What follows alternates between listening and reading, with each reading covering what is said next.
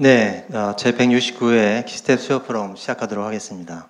안녕하십니까. 키스텝 제도성과 혁신본부장 류영수입니다. 키스텝에서는 과학기술 정책과 R&D 현안 이슈에 대해서 토론하고 대안을 모색하는 자리를 마련하고 있습니다. 지금 온라인으로 유튜브를 통해서 방송하고 있습니다. 많은 참여를 부탁드리겠습니다.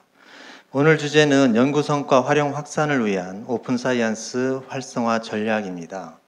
발제 이후에는 오픈 사이언스 생태계 활성화 측면에서 주요 이슈들과 보다 효과적인 지역 지원 정책들에 대해서 좀 논의해 보고자 합니다. 발표에 앞서서 한국과학기술기획평가원 정병선 원장님의 인사 말씀이 있겠습니다.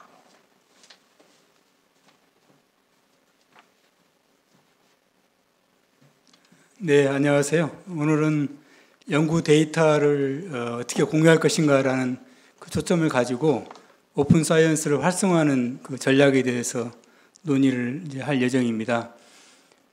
연구 데이터는 과학의 발전에 가장 중요한 역할을 해왔다고 생각이 됩니다. 과학은 지금까지 지속적으로 발전해 왔는데 발전해 온 배경에는 항상 동료들이 연구한 데이터들을 보고 서로 건전한 비판을 하면서 상호 발전하고 또 후진들이 그 데이터를 보면서 새로운 걸 또 추가적으로 연구하고 하면서 이 과학이 발전되어 왔고요.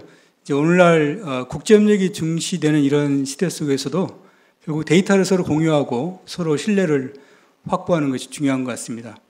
또한 그 연구 데이터도 이제 투명성 확보가 중요한데 요즘 뭐 중요한 저널에 이제 논문들을 게재하게 되면 그 논문이 나오기까지의 연구 데이터도 일정한 곳에 기탁하도록 요구하는 그런 저널들이 많아지고 있습니다. 이러한 추세 속에서 최근에 이제 인공지능하고 머신러닝이 발전하면서 연구 데이터를 서로 연계하고 또 기존에 못 봤던 것들을 아주 빅데이터로 분석을 하게 되면 새로운 부가가치를 창출할 수 있는 그런 가능성도 많아짐에 따라서 저희 그 정부도 연구 데이터를 어떻게 공유하고 확산할 것인가 그 정책들을 추진해 왔고요. 2018년에 데이터 중심 R&D 활성화 이런 중심을 위해서 연구 데이터 공유 활용 전략을 발표했었고요. 또 2018년 12월에도 국가과학자문회의에서 오픈 데이터, 오픈 사이언스 정책안을 발표한 적이 있었습니다. 근데 아시는 것처럼 이렇게 오픈 데이터를 이렇게 많이 강조했음에도 불구하고 여러 가지 장애가 많은 것 같습니다.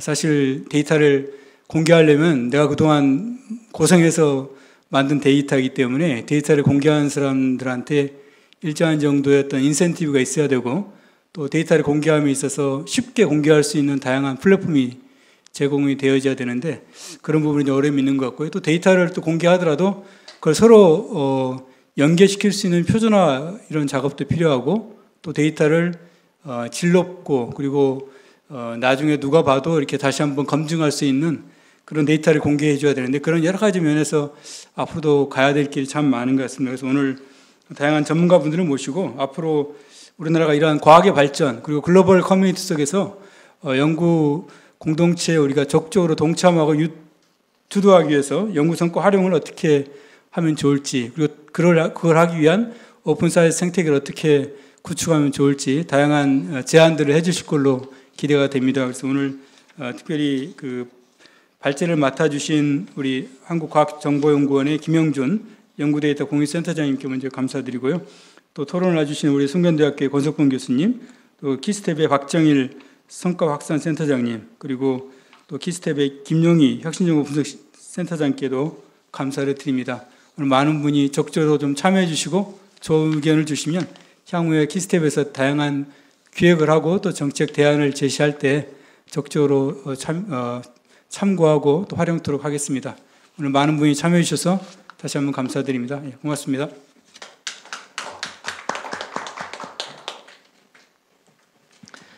네, 오늘 발표자로 세 분 모셨습니다.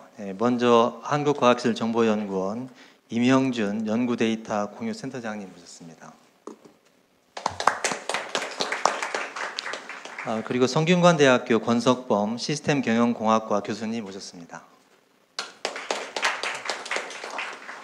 그리고 저희 키스텝의 박정일 성과확산센터장님 모셨습니다. 그리고 지정 토론자로 저희 키스텝의 김용희 혁신정보분석센터장님 모셨습니다. 세부 주제가 3개로 구성되어 있는데요. 먼저 임영준 센터장님께서 연구 데이터 활용 현황 및 촉진 방안을 발표해 주시겠습니다.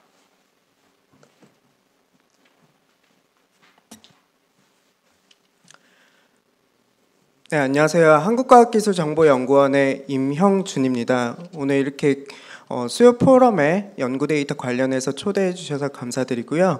오늘 제가 이제 발표드릴 내용들은 국내외 이제 연구 데이터 관련된 생태계나 공유, 관리 현황에 대해서 조금 전체적인 전반적인 얘기들을 좀 말씀드리려고 하고요. 그다음에 이제 국제적으로 협력 관계를 어떻게 유지하고 있는지에 대해서 좀 설명드리도록 하겠습니다. 네, 오픈 사이언스라는 용어나 개념들은 예전부터 이제 많이 얘기되었던 용어인데요. 연구의 전 과정을 디지털 기술들을 통해서 공개하자는 일련의 움직임이고요. OECD에서 2016년 그리고 이제 유네스코에서 2021년에 권고안이 이제 채택이 돼서 유네스코를 중심으로 해서 지금 오픈 사이언스 운동들이 많이 가고 있고요. 그에 비해서 이제 아직 실질적인 이런 오픈 사이언스 결과물들을 내는 것들은 좀 아직 성과가 나오진 않고 있는데 일단 문화적인 확산으로 먼저 시작을 하고 있는 단계라고 보시면 됩니다. 그래서 오픈 사이언스를 연구, 교육, 사회 정책, 기술 산업 측면에서 연구를 진행한 사람뿐만이 아니라 이제 모든 사람들이 공평하게 연구의 결과물들을 공유해 받아야 된다라는 것들을 통해서 공개가 필요하다는 일련의 움직임이고요. 저희 이제 키스티 안에서는 이런 오픈 사이언스 안에 있는 오픈 액세스라든지 오픈 데이터, 그다음에 오픈 콜라보레이션 이런 오픈 사이언스의 하위 개념들을 가진 시스템들을 가지고 실제적으로 이제 서비스를 하고 있는 그런 단계라고 보시면 됩니다. 해외의 이제 연구 데이터 정책들을 좀 보면은 하나의 국가가 이제 주도해 나가는 게 아니라 미국, 유럽, 그다음에 일본이나 호주 여러 이제 국제적으로 지금 오픈 사이언스나 연구 데이터에 대한 중요성을 많이 얘기하고 있습니다. 미국 같은 경우는 2023년에 백악관에서 오픈 사이언스 해를 이제 선언을 했고요. 나사도 이제 오픈 사이언스가 중요하다라고 해서 선하고 같이 이제 컨퍼런스도 작년에 진행을 했고, 유럽 같은 경우는 연구 데이터뿐만이 아니라 데이터 전반에 따라서 유럽 데이터 전략을 발표를 했습니다. 유럽 같은 경우는 연구 데이터의 기본적인 정책인 페어 정책을 가지고, 페어라는 거는 이제 검색이 가능하고 접근 가능하고 상호 운용, 그다음에 재사용성이 가능한 형태로 연구 데이터를 공유해야 된다는 것들인데요. 그 내용들을 지금 얘기를 하고 있고, OECD 같은 경우도 오픈 사이언스 같은 경우가 이게 이제 모든 걸 다 공개를 해야 된다라는 움직임이긴 하지만 일정 정도는 연구자의 보호가 뒤따라야 된다라는 신뢰와 보호에 기반해서 공개를 해야 된다라는 얘기를 하고 있습니다. 그래서 데이터 정책에 대해서 이제 가이드를 만들었고요. 일본 같은 경우가 우리나라하고 비슷한 형태로 지금 사업 형태가 만들어졌는데 22년에 이제 NIA라는 이제 국책 연구소에서 연구 데이터 기반의 이제 오픈 사이언스를 진행하겠다라고 해서 지금 자원과 시스템을 구축하고 있습니다. NII 같은 경우는 저희하고도 지금 협력 관계를 유지했고 최근에도 이제 같이 회의를 해서 아시아 중심으로 지금 중국과 중국에 이제 시닉이라는 기관이 있는데요. 여기는 CST 클라우드를 운영하고 있는데 그래서 한중일이 이제 세계가 아시아 중심으로 좀 오픈 사이언스를 주도해 보자라는 움직임도 있습니다. 네, 이런 데이터 기반의 성장들을 논문 중심으로도 많이 얘기하고 있는데요.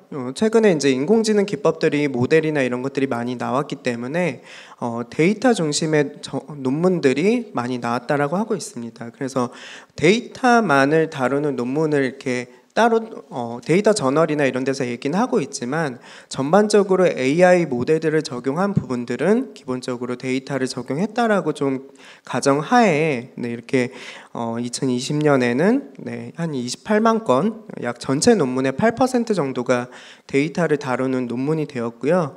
연구 데이터 개방은 앞서 원장님께서도 말씀해 주신 것처럼 주요 출판사, 네이처나 사이언스, 셀 같은 이제 저명 저널에서도 연구 데이터를 공개해야 된다라고 해서 추천하는 리파지토리들을 제안을 하고 있습니다. 그래서 연구 논문을 제출을 할 때 데이터들도 같이 공개를 해야 된다는 게 있고요. AI의 대표적인 그 이미지 컨퍼런스가 있는데 여기 CVPR이라는 컨퍼런스도 연구 데이터를 공개를 해야 된다라는 규정들을 가지고 지금 논문들이 계속 발간이 되고 있습니다.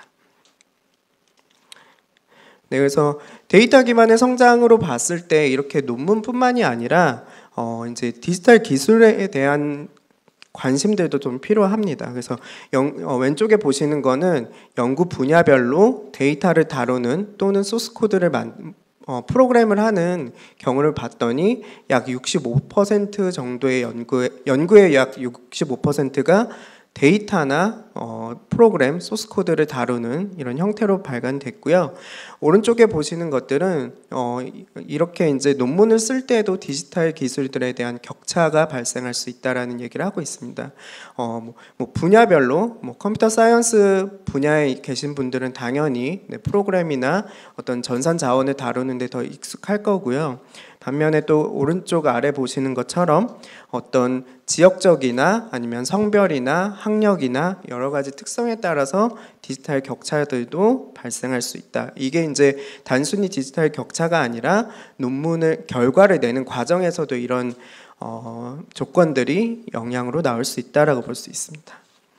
그래서 연구 데이터를 공유해야 되는 여러 가지 이유들 중에 이제 재현성이라는 부분들로 조금 잡아서 살펴보면 2016년에 네이처에서도 설문조사를 했지만 보통은 연구 논문이 발간되고 그 이후에 이제 기존의 논문을 쓸 때 만들었던 데이터와 소스 코드를 계속 유지하거나 발전시키는 부분들도 있긴 하지만 대부분이 이제 연구 성과 논문이 나온 경우에 대해서는 더 관리를 안 하는 경향들이 있습니다. 그렇게 되면은 시간이 흘러서 이걸 재현하려고 했을 때 논문 냈을 때의 상황들을 똑같이 재현할 수 없는 문제점들이 있기 때문에 이런 문제점들은 국가의 재원이 들어간 결과물이라고 하면 이런 이제 연구 과학에 대한 신뢰성과 그다음에 투자에 대한 약간 역량에 대한 낭비들로 문제점을 야기할 수 있는데요.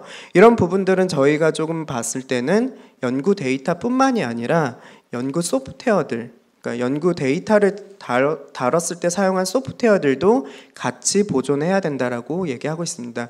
단순히 소프트웨어를 그냥 저장하는 게 아니라 소프트웨어를 구동할 수 있는 환경까지, 컨테이너 환경까지 갖추고 있어야 그게 시간이 흐르더라도 재현이 가능한 형태가 있기 때문에 저희는 재현으로 바라봤을 때 오른쪽 아래에 있는 것처럼 논문뿐만이 아니라 데이터셋, 그 다음에 프로그램, 즉 코드, 그 다음에 실행 환경들도 다 동일하게 보존을 해야 그 상태를 재현할 수 있다라고 주장을 하고 있습니다. 그래서 연구 소프트웨어들은 일반 소프트웨어하고 큰 차이는 없지만 연구자들이 연구 논문을 연구 과정을 수행할 때 만들었던 소스 코드를 의미를 하고요. 이런 소스 코드의 연구자의 소스 코드를 관리하겠다라고 해서 그 RDA라는 연구 데이터 관련된 세계 기관에서도 이런 리서치 소프트웨어에 대한 관리를 어떻게 할 것인지에 대한 표준들을 만들고 있고요. 그다음에 연구 소프트웨어 관리 방안들을 보면 대표적으로 GitHub를 많이 아실 텐데 GitHub뿐만이 아니라 빅버킷이나 소스포지 같은 여러 가지 이제 이런 이제 상용 툴들을 사용해서 연구 소프트웨어들을 관리를 할 수가 있습니다. 그래서 이런 논문과 데이터셋 코드를 잘 관리해 놓은 해외 사이트들의 예를 보면 페이퍼스 위드 코드를 보시면 이 세 가지를 하나의 셋으로 해서 데이터로 들어가든 소프트웨어로 들어가든 논문으로 들어가든 이 세 개를 같이 찾을 수 있는 형태로 정보를 제공해주고 있기 때문에 연구자들은 이제 자기가 원하는 부분들을 찾아서 활용할 수 있는 장점들이 있습니다. 해외에 이제 이런 소프트웨어에 대한 중요성들도 같이 늘어남에 따라서 연구 데이터 플랫폼뿐만이 아니라 연구 데이터 커먼즈라는 개념으로 확대해 나가고 있습니다. 대표적으로는 그 유럽의 EOSC라는 이제 유러피안 오픈 사이언스 클라우드나 호주의 ARDC, 그 다음에 코데이터의 이제 글로벌 오픈 사이언스 클라우드, 그 다음에 중국의 CST 클라우드가 있는데요. 이런 것들이 연구 데이터를 저장하고 활용하는 것뿐만이 아니라 활용성 중심으로 가기 위해서 연구자들한테 도구까지 제공해주는 형태로 가는 거고요. 그런 개념들을 연구 데이터 커먼즈라고 얘기를 하고 있습니다. 그래서 호주의 ARDC와 그 다음에 EOSC를 이제 살펴보면 단순히 이제 연구 데이터를 저장하고 찾는 거에서 연구 데이터를 활용할 수 있는 도구들을 제공해주는 형태로 발전해 나가고 있습니다.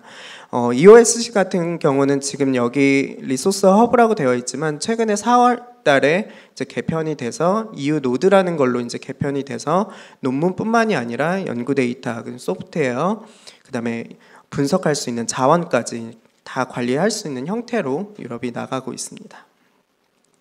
그래서 소프트웨어 관리 현황들을 보면은 아까 상용 툴도 있긴 하지만 연구 소프트웨어에 대한 관심들은 그 유네스코의 소프트웨어 헤리티지라는 사업들로 지금 이어져 가고 있습니다.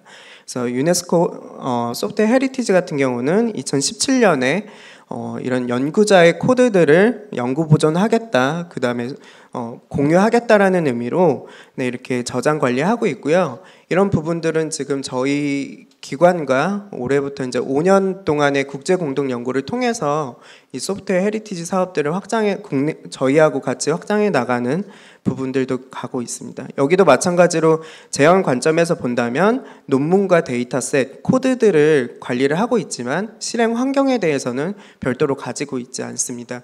그렇게 되면은 이제 소스 코드 같은 경우를 연구자가 다운로드 받아서 이걸 돌릴 수 있는 환경을 본인 연구자 스스로가 구축을 해야 되는데 그 환경 자체를 똑같이 구성하는 것도 상당히 쉽지는 않습니다. 그래서 이런 부분들도 같이 고민해야 되는 부분입니다. 앞서 잠깐 말씀드린 그 RDA의 그 리서치 소프트웨어 워킹 그룹이 있는데요. 여기는 소프트웨어들도 그 안에 내부 구조를 잘 살펴보면 공유할 수 있는 범위가 다르다라는 것을 얘기를 하고 있습니다. 그래서 풀스택으로 갔을 때는 실행 환경과 그 안에 들어가 있는 코드 레벨까지의 공유를 얘기를 하는 거고요. 그 제일 상단으로 나면은 소스 코드 자체에 대한 공유보다는 이제 소프트웨어를 설명할 수 있는 메타데이터 단의 공유를 의미하고 있습니다. 그래서 여기도 단계별로 지나가고 있고 재현 관점에서 봤을 때는 실행 환경까지 포함하고 있는 형태라고 보시면 됩니다. 그래서 연구 데이터가 최근에 인공지능하고 굉장히 밀접한 관계들을 가지고 있는데요. AI 모델과 데이터 관계로 봤을 때는 모델에 대한 논문들은 굉장히 많지만 연구 데이터 자체에 대한 논문들은 굉장히 극소수입니다. 그 이유들은 데이터 양질의 연구용, 정말 사용할 수 있는 연구용의 연구 데이터를 모으기도 어렵고 그 다음에 기회비용이 크기 때문에 이걸 공개했을 때 다른 연구자가 본인보다 쉽게 연구 결과를 낳을 수도 있고요. 연구 데이터를 공개했는데 이 품질에 따라서 제공한 연구자에 대한 평판이 이제 바뀔 수가 있기 때문에 여러 가지 이유로 이제 연구 데이터를 공개하기 꺼려하고 있고요. 그 다음에 연구 데이터를 작성하는 데 드는 비용과 시간이 많이 들어가는 이유에서 데이터를 공개하지 않는 여러 가지 이유가 있지만 인공지능 관점에서 봤을 때는 어떤 문제를 해결할 때 여기는 표면에 이제 크랙이나 여러 가지 균열을 검사한다거나 아니면 패널에 어떤 그 표면이 깨끗한지 여부를 검사하는 이런 거를 문제를 해결하기 위해서는 초기에는 AI 모델들이 정확도를 높이는 데 많이 기여를 하지만 궁극적으로는 더 좋은 정확도를 내기 위해서는 다양한 케이스의 데이터들을 확보하는 게 중요하다라는 게 이제 실험 결과에서 나오고요. 그래서 모델로 접근했을 때 모델을 높이는 과정들은 아무리 높여도 잘 정확도가 늘어나지 않는 반면 다양한 데이터를 넣었을 때는 모델보다 더 좋은 성과들이 나오는 걸로 보실 수 있습니다. 그래서 저희가 지금 국가연구데이터 플랫폼이라는 데이터온이라는 플랫폼을 지금 운영을 하고 있는데요. 저희의 대표적인 연구 데이터는 인체 데이터입니다. 비저블 코리안이라는 사업을 통해서 2003년부터 저희가 인체의 시신 데이터를 이렇게 슬라이스해서 사진으로 만든 데이터가 있는데요. 이 데이터는 미국의 실리콘밸리의 아나토미즈라는 회사가 그 실습하기 위해서 의료용 실습 시뮬레이션 도구를 만들 때 이 데이터를 사용하기로 해서 기술 이전 성과도 있고, 그다음에 교육용이나 어떤 영상을 제작하거나 논문의 성과들, 여러 가지 이제 연구 데이터로 발생할 수 있는 파생 성과들이 많이 나왔고요. 네.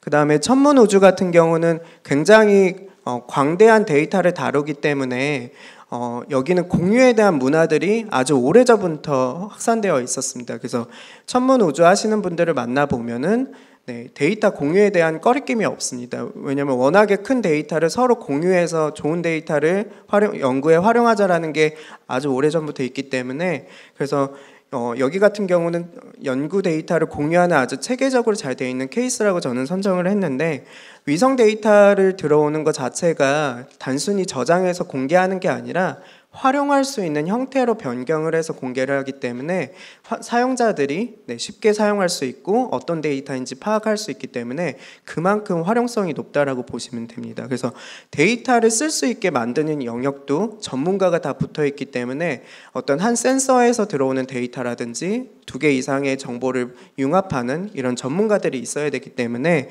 이 영역이 굉장히 잘 되어 있고요. 나사나 아니면 ES와 같은 각자가 가진 데이터셋을 공개했을 때 이것들을 융합해서 더 좋은 데이터를 활용할 수 있는 이런 계기들도 되고 있습니다. 그다음에 핵융합 분야의 연구 데이터 활용들은 그 이터에 이제 핵융합 실험용로가 있는데, 이 같은 경우는 굉장히 많은 데이터가 1년에 1페타 이상의 데이터를 생산해내는데 실제로 저장하고 활용하는 데이터는 이거보다 굉장히 적습니다. 우리나라 같은 경우는 포항의 가속기 같은 경우가 대형 이제 장비를 통해서 들어오는 데이터인데 그것들을 국내에 분석할 수 있게끔 만들어주는 환경들도 있고요. 반면에 연구 데이터를 확보하기 어려운 경우는 시뮬레이션으로 돌려서 자체적으로 이제 결과를 낼 수 있는 이런 인공지능 모델들도 개발하고 있습니다. 그래서 전반적으로 연구 데이터의 동향들을 좀 말씀을 드렸고요. 국내에서 이제 국가 연구 데이터 플랫폼에 대해서 좀 말씀을 드리면 2018년에 국가심의 연구 데이터 공유 활용 전략에 따라서 왼쪽 아래에 있는 그림들이 체계적으로 됐습니다. 현재는 소재나 바이오 스테이션, KMDS나 KBDS 스테이션 사업들이 잘 추진되어 있지만 아직은 국가연구데이터 플랫폼 저변 확대라든지 대형 연구 장비 부분에서는 아직 사업화는 되어 있지는 않고요. 그래서 현재 저희가 2020년 1월에 정식 서비스를 오픈을 했고, 플랫폼의 역할들은 데이터를 생산하거나 그다음 데이터를 관리, 활용할 수 있는 이 3가지 역할들을 기본적으로 가지고 있습니다. 그래서 저희의 추진 방향들은 연구 데이터를 관리하는 것 자체들도 기본적으로 소프트웨어, 연구 데이터 관리하는 소프트웨어가 필요한데, 저희가 연구 데이터를 관리하는 기본적인 소프트웨어인 나르다를 좀 오픈소스화 시켜서 국내 공공기관하고 출연연에 배포를 해서 지금 23개 기관이 저희의 이제 연구 데이터 관리 리파지토리를 사용하고 있고요. 이것들이 결과적으로는 데이터온과 자동적으로 연결이 돼서 연구 데이터를 수집할 수 있는 체계로 발전시키는 전략을 수립을 하고 있습니다. 그래서 저희는 지금 국내외 한 190만 건 이상의 데이터를 지금 가지고 있고요. 국내 같은 경우는 출연연 7개 기관을 연계를 해서 데이터를 수집하고 있고, 저희의 개인 연구자나 아니면 일몰 사업단 같은 경우가 저희의 직접 기탁하는 경우가 되고요. 해외 같은 경우는 사회과학 중에 대표적인 그 하버드의 데이터버스라든지 아니면 일본, 캐나다, 핀란드, 그다음에 유럽, 호주가 지금 연계되어 있는 상황입니다. 그래서 저희는 이제 연구 데이터뿐만이 아니라 국내외 여러 가지 정보들을 가지고 연구자들한테 제공하기 위한 목적으로 지금 데이터온을 구축을 하고 있는 상황이고요. 네, 이것들은 조금 지나가도록 하겠습니다. 그래서 연구 데이터를 기본적으로 관리하기 위해서는 리파지토리가 필요한데 이런 부분들이 지금 저희가 기본적인 기능들을 만들었기 때문에 연구 데이터를 관리하겠다라는 기관이 있다고 하면은 시간과 비용을 단축시킬 수 있는 장점이 있습니다. 최근에는 이 리파지토리의 신뢰성을 인증받는 코어 트러스트 실이라는 국제 인증이 있는데 저희가 3월 달에 이 인증을 획득했기 때문에 이런 영향들은 저희 배포받은 기관들도 간접적인 영향으로 줄 수가 있습니다. 그 다음에 이제 연구 소프트웨어에 대한 관리들도 저희가 연구를 진행하고 있는데 앞서 말씀드린 재현 관점에서 데이터셋, 논문, 코드, 실행 환경들을 한꺼번에 담을 수 있는 연구들도 진행을 했고요. 여러 가지 해외 유럽이나 호주 같은 경우가 발전해 나가는 방향들로 해서 저희도 진행을 했습니다. 그래서 컨테이너형으로 소스 코드와 데이터만 있다고 하면 재현을 할 수 있는 형태로 발전을 시키는 형태고 네, 그것들에 대해서 저희가 실험도 했습니다. 기본적으로 저희의 이제 컨테이너형의 이제 소프트웨어 관리 체계를 쓰지 않고 기본적으로 사용한 결과와 저희 거를 사용한 결과를 비교했을 때 오차 범위 안에서 결과가 나왔기 때문에 저희가 이런 소프트웨어들에 대한 재현이나 이런 부분들도 많이 진행하고 있다라고 봐주시면 되겠습니다. 네, 그래서 저희 쪽의 분석 자원들도 지금 저장소라든지 인공지능을 위한 GPU 자원들이 저희한테 있고요. 더 큰 용량의 아니면 더 큰 자원이 필요할 경우에는 저희의 슈퍼컴퓨터가 있기 때문에 연계해서 활용할 수가 있습니다.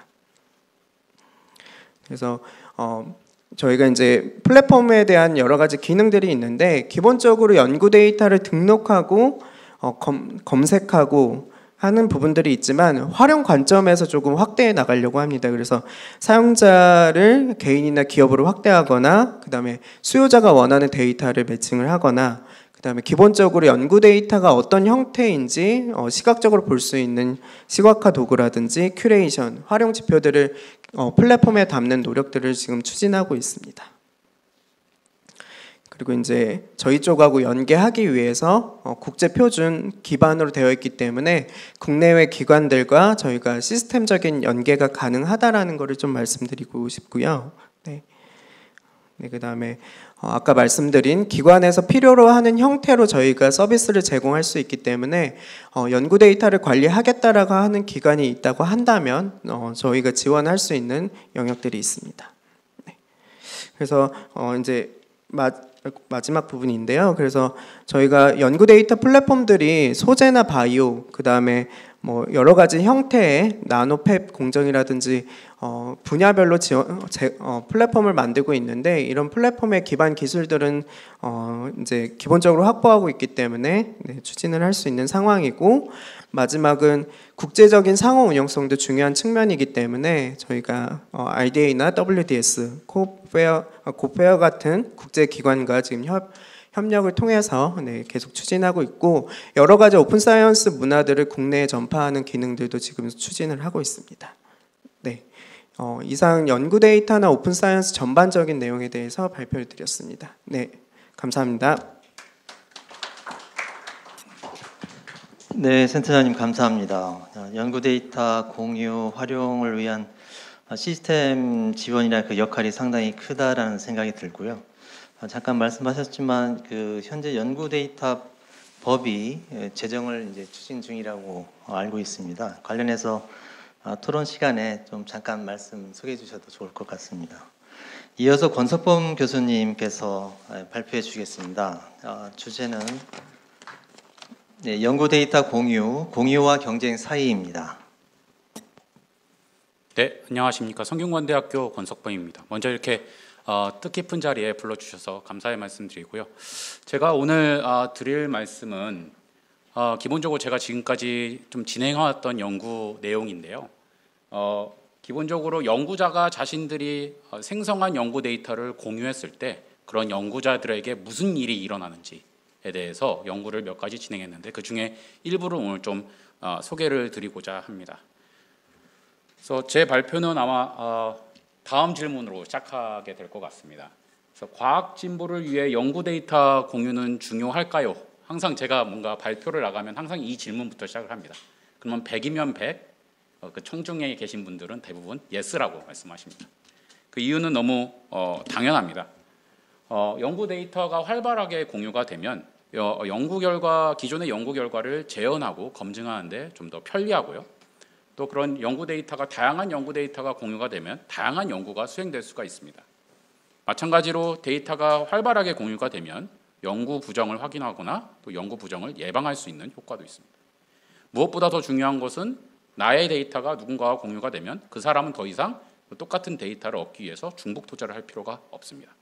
그래서 이렇게 사회적으로 연구 데이터가 활발하게 공유가 되면 사회적으로 얻는 이득이 굉장히 많기 때문에 세계 각국에서는 이런 연구 데이터의 활발한 공유를 위해서 여러 가지 정책과 제도적 지원을 고려하고 있고 또 시행하고 있습니다. 예를 들면 미국의 같은 경우에는 로체스터 대학교가 2003년도인가요? 그때 이제 연구자들이 혹은 그 대학교에 있는 교수님들이나 아니면 연구자들이 가지고 있는 연구 데이터를 좀 더 편리하고 쉽게 공유할 수 있도록 연구 데이터 아카이브를 만들어서 운영을 하기 시작했고, 또 아까 잠깐 임영준 센터장님께서 잠깐 말씀하셨던 이런 학술지별로 이 데이터 공유를 점점 이렇게 좀 요구하는 그런 정책이 확대되고 있고요.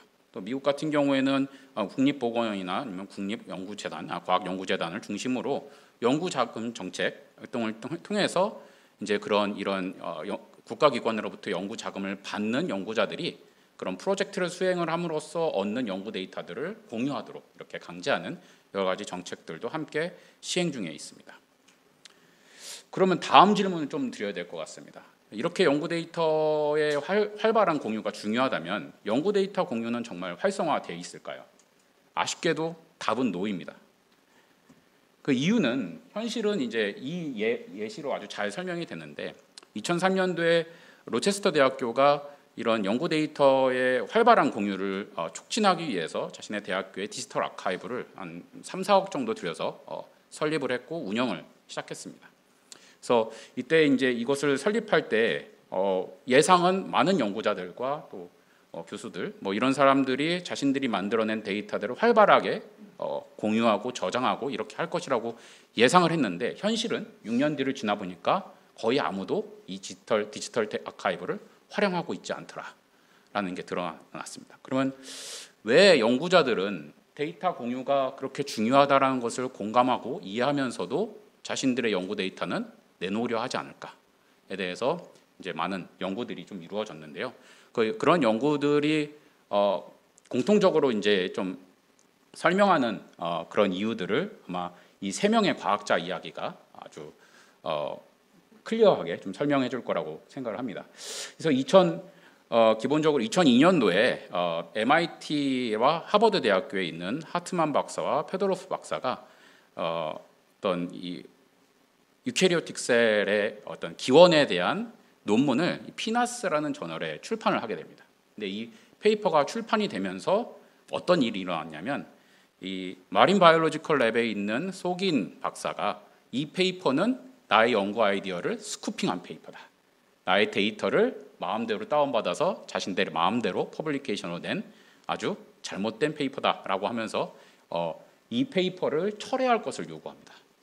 네, 닥터 속인 박사가 어떤 걸 주장을 했냐면, 사실 이들이 쓴 하트만 박사와 페도로프 박사가 쓴 페이퍼에 사용된 데이터는 이 속인 박사가 자신의 이 개인적인 홈페이지에 이렇게 그냥 취미 삼아 올렸던 자신의 데이터를 무단으로 다운로드 받아서 그걸 활용해서 논문을 냈다는 그런 주장을 했고, 속인 박사가 얘기한 것은 내가 이 데이터를 애초에 공유를 하지 않았더라면 나는 이 데이터를 가지고 하트만 박사와 페도로프 박사가 출판할 수 있었던 페이퍼를 내가 출판할 수 있었다라고 하면서 결국은 이 둘은 나의 데이터를 무단으로 사용했고 결국은 나의 연구 기회가 강탈당했다, 이렇게 주장을 합니다. 그러면서 이제 이 속인 박사가 뭘 했냐면 자신의 데이터를 공유하던 홈페이지를 전격적으로 폐쇄를 하고요, 더 이상의 데이터를 공유를 하지 않게 됩니다. 그래서 이 에피소드가 좀 뭘 의미를 하냐면, 과학자들은 기본적으로 자신들의 데이터를 공유할 때 기대하는 것과 걱정하는 게 있다는 겁니다. 기대하는 것은 자신의 데이터를 공개함으로써 누군가가 나의 데이터를 활용하고 그럼으로써 내가 데이터를 공유한 그런 컨트리뷰션에 대해서 누군가가 리워드를 주기를 기대를 할 겁니다. 예를 들면 내가 내 데이터를 공개함으로써 다른 누군가가 나의 데이터를 활용하게 될 거고, 그럼으로써 나의 연구 성과가 더 많은 연구자들에게 알려지고 활용되게 될 거다. 그래서 나의 페이퍼가 인용이 더 많이 되고 나의 명성이 올라가고 뭐 이런 리워드겠죠. 근데 한편으로는 또 걱정하는 것은 이 데이터를 공유하기 위해서는 내가 조금 이런 데이터를 매니징을 하고 또 어떤 공유하기 위해서 여러 가지 좀 노력을 기울여야 되는데 그 모든 게 코스트가 될 거고, 또 더욱 중요한 것은 내가 내 데이터를 공유하게 되면 나와 경쟁 관계에 있는 연구자가 내 데이터를 먼저 활용해서 내가 출판할 수 있었던 페이퍼를 그 다른 누군가가 먼저 출판해버리면 나는 데이터는 공유하고 아무것도 얻지 못하는, 소위 말해서 스쿠핑이라는 현상에 대해서 걱정을 하게 됩니다. 그래서 데이터를 공유했음에도 불구하고 어떤 누군가가 그 데이터를 활용해서 그들이 베네핏을 얻는 것에 대해서 이 데이터 공유한 사람은 어떤 것도 얻지 못하는 그런 최악의 결과를 걱정하게 되는 그런 그런 부분이 지금까지 많이 지적이 되어 왔습니다. 그래서 제가 지금까지 진행했던 연구 주제는 그러면 과학자들이 자신의 데이터를 공유를 했을 때 그 과학자들은 정말 자신들이 기대하는 것처럼 어떤 자신들의 명성이 올라간다거나 자신의 논문이 더 많이 인용을 받는다던가 그런 베네핏을 누리는지, 더 나아가서 데이터를 공유하게 되면 정말로 그 공유된 데이터를 누군가가 활용해서 내가 출판할 수 있었던 출판 기회를 빼앗아가서 나의 연구 성과는 떨어지는지, 이런 부분들에 대해서 검증을 좀 하고자 했습니다. 그래서 첫 번째 연구를 한 부분은 내가 데이터를 공유를 했을 때 나의 연구 성과에 대한 어떤 비저빌리티가 올라가는지, 정말 더 많은 사람들이 나의 논문을 더 많이 인용하는지, 그러니까 내가 데이터를 공개함으로써 나의 학문적인 명성이 올라가는지를 좀 검증을 하고자 했습니다. 그래서 기본적으로 데이터가 공개된 이후에 그 데이터를 공개한 논문들이 얼마나 더 많은, 데이터를 공개하지 않은 논문보다 얼마나 더 많은 인용을 받는지를 좀 분석을 했는데요. 봤더니 재밌게도 데이터를 공개하고 난 이후 약 4년간은 데이터를 공개한 논문들이 더 많이 인용을 받습니다. 데이터를 공개하지 않은 논문보다요. 근데 문제는 4년쯤 지나가면 데이터를 공개하지 않은 논문들이 데이터를 공개한 논문보다 더 많은 인용을 받습니다. 그러니까 초반에는 데이터를 공개하는 게 어떻게 보면 인용수를 올리는 데 있어서 어떤 레퓨테이션을 올리는 데 있어서 굉장히 효과적인데, 이게 시간이 지나면 지날수록 오히려 더 디스어드밴테이지가 되더라. 그래서 이런 거를 어떻게 우리가 좀 이해를 할 수 있을까 생각을 해봤는데, 이론적으로는 이렇습니다. 데이터를 공개를 하면 아까 말씀드렸듯이 이 데이터를 저 데이터가 공개가 됐네 하면서 다른 연구자들이 그 데이터를 열심히 쓸 겁니다. 그렇게 되면 데이터를 공개한 연구자의 그 논문이라든지 명성이라는 게 순간적으로 올라가겠죠. 근데 문제는 이런 데이터를 활용하는 연구자들이 해당 데이터를 활용해서 그 데이터를 공개했던 논문에 담긴 연구 성과보다 진일보한 연구 성과를 가져오게 하는데 오히려 도움을 주게 되는 그런 효과가 시간이 지나면서 그 효과가 점점 커질 거라는 겁니다. 그래서 점점 시간이 지나면서 이 데이터를 공개함으로써 더 진일보된 연구가 나오게 하는 그런 속도를 더 빠르게 하게 되는 그런 효과가 생기게 될 거고, 이 두 개, 처음에 레퓨테이션이 순간적으로 올라가는 효과와 나중에 그 진일보한 논문들이 나오는 그 효과가 합쳐져서 처음에는 그런 데이터를 공개한 논문들의 인용은 순간적으로 올라갈지 모르겠지만 시간이 지나갈수록 그 사이테이션, 그 인용 프리미엄이 오히려 감소하는 그런 효과를 관측할 수가 있었습니다. 그래서 이 결과가 뭘 의미하냐? 데이터를 공개하면 데이터를 공개한 연구자들의 명성과 어떤 인용 지수들은 순간적으로 올라갈지는 모르겠지만 시간이 갈수록 그러한 프리미엄은 오히려 떨어지고 오히려 네거티브가 되더라라는 것을 보여주는 그런 연구 결과가 되겠습니다. 이 부분 좀 넘어가기로 하고요. 그래서 두 번째 연구 성과는 이제 최근에 조금 발표한 논문인데요. 연구 데이터를 연구자들의 연구 데이터를 공유를 강제하도록 하는 정책이 만약에 입안이 됐을 때 이 연구를 공유하게 된 연구자들은 정말 그들의 연구 성과가 떨어지는지, 아까 잠깐 말씀드렸듯이 연구자들이 연구 데이터를 공유할 때 가장 걱정하는 게 내가 내 데이터를 공개했을 때 나의 경쟁자들이 저 데이터를 먼저 활용해서 내가 출판할 수 있었던 것을 먼저 출판해버리면 어떡하지? 라는 걱정이 가장 크다고 말씀드렸잖아요. 그래서 만약에 그런 현상이 정말로 일어나고 있다면 데이터를 공유한 연구자들의 연구 성과물들은 공유 이후에 오히려 감소해야 되는 그런 현상이 관측이 되어야 합니다. 그래서 제가 검증하고 싶었던 것은 바로 진짜 그런 현상이 관측이 되느냐에 대해서 조금 분석을 하고 싶었고요. 분석 결과 이런 분석은 어떤 데이터를 썼냐면 2007년과 2014년에 미국 국립보건원에서 시행한 연구 자금 정책 변화를 활용을 했습니다. 2007년에 이제 NIH에서 어떤 정책을 시행을 했냐면요, 지놈 와이드 어소시에이션 스터디라는 인간의 유전자와 그다음에 어떤 질병 간의 관계를 이제 분석하는 그런 연구인데, 이런 연구를 위해서 NIH로부터 연구 자금을 받아서 연구를 수행하고 그 연구 수행 과정에서 발생되는 데이터는 무조건 NIH가 운영하고 있는 디지털 데이터 아카이브에 저장하도록 하게 하는, 그리고 공유하도록 하게 하는 그런 정책을 시행을 했습니다. 그래서 이 정책을 조금 더 익스펜전을 해서 2014년에는 이제 지노믹 데이터 쉐어링이라는 폴리시를 새로 입안을 하게 되는데, 이 폴리시 같은 경우에는 NIH로부터 연구 자금을 받아서 인간, 비인간 유전자에 대한 대량의 데이터를 발생시키는, 혹은 대량의 데이터를 만들거나 그걸 활용한 연구 책임자들은 해당 데이터를 NIH가 운영하고 있는 디지털 데이터 아카이브에 저장하고 공유하도록 하게 하는 그런 정책이었습니다. 그래서 이 정책이 시행된 이후에 이 정책 때문에 데이터를 공유했던 NIH 펀딩 프로젝트와 이 정책과는 관련 없는 NIH 펀딩 프로그램, 펀딩으로부터 리서치 펀딩 프로그램에서부터 나온 논문들의 개수를 좀 비교를 했습니다. 그래서 아이디어는 이렇습니다. NIH 정책 때문에 데이터를 공유해야만 했던 리서치 프로젝트에서 나왔던 논문의 수를 계산을 하고요. 그다음에 NIH로부터 돈은 받았지만 데이터를 공유하지 않아도 됐었던 프로젝트로부터 나왔던 논문의 수를 계산을 합니다. 그래서 그들의 논문의 수의 변화를 시간에 따라서 비교를 좀 해봤습니다. 여기 보면 0이라고 나와 있는 부분이 뭐냐면요, 이 데이터를 공유를 해야만 했던 리서치 프로젝트들이 데이터를 공유한 시점입니다. 그래서 이 마이너스 1이 되면 공유를 하기 1년 전, 2년, 마이너스 2면 2년 전, 플러스 1이면 1년 후, 2년 후, 이렇게 보시면 되겠습니다. 보시듯이 이 두 개의 그래프가 사실상 통계적으로는 이 구분이 불가능합니다. 그 말은 즉슨 데이터를 공유한 프로젝트나 데이터를 공유하지 않은 프로젝트나 논문이 나오는 성과에는 큰 차이가 없다라는 겁니다. 데이터가 공유가 된 이후에 논문이 나오는 이 성과의 정도가 데이터를 공유하지 않은 프로젝트에서 나오는 논문의 성과와 크게 다르지 않다라는 게 이제 관측이 됐고요. 그러면 이런 임팩트는 도대체 왜 아무 임팩트가 없을까라고 좀 분석을 더 해봤습니다. 그래서 어떻게 분석을 했냐면, 데이터를 공유한 과학자가 그 데이터를 가지고 출판한 논문과 해당 데이터를 데이터 활용한 그 과학자가 출판한 논문의 내용이 얼마나 유사한지를 좀 비교를 해봤습니다.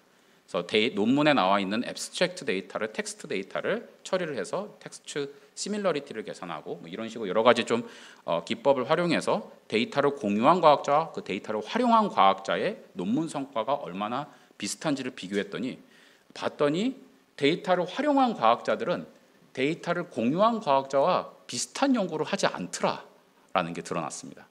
그러니까 무슨 소리냐면, 데이터를 활용한 과학자들은 누군가가 데이터를 공유했을 때 그 데이터를 다운로드를 받아서 자신이 하던 연구에 적용시키는데, 그 연구가 데이터를 공유하는 과학자가 진행해왔던 연구와는 다른 연구라는 겁니다.